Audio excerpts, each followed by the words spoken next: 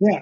And so, I mean, you mentioned, you talked about who knows best. And right now, the policies are all being, shaped by mostly state legislators at the state Mm. level. So I'm curious your perspective on this as you look, at Tennessee and its story there, but also at the rest of the country.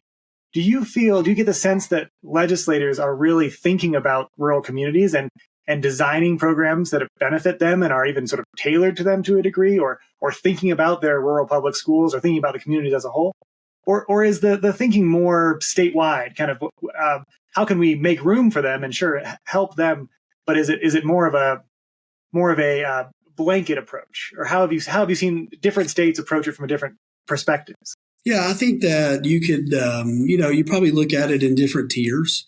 So I think for years, all research in education has been primarily centered on urban schools, urban school districts, and that's teaching and learning practice, that's student retention, like all the things there, because it's a high population center, right? And so that's where you're going to get most of your impact, and those things. So we have seen a shift, however, I think in like rural communities have said, hey, we are not going to support school choice because we don't have a local option for kids that are non-public.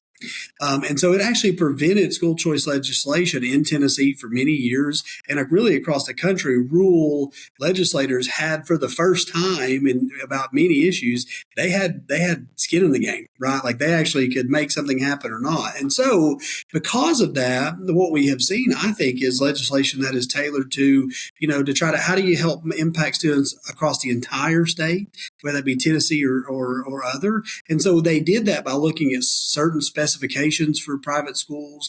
Hey, we want certain private schools to be accepted, certain private schools, you got to meet certain criteria to put, safeguards in for families, things of that nature. But then the other part is, is that the varied school choice programs across the country allow for maybe online opportunities, maybe allow for hybrid opportunities where I'm coming in a few days and I'm online a few days. And so by being flexible, I think that speaks to meeting the needs of local, rural communities, because maybe their opportunities look different. And so I think that we've seen that, hey, they did listen, and that opportunity is going to be able to impact the communities. The final piece, I think, is in Tennessee in particular, the budget piece, right? So they made sure that their local rural communities were not going to lose dollars, even if they lost students.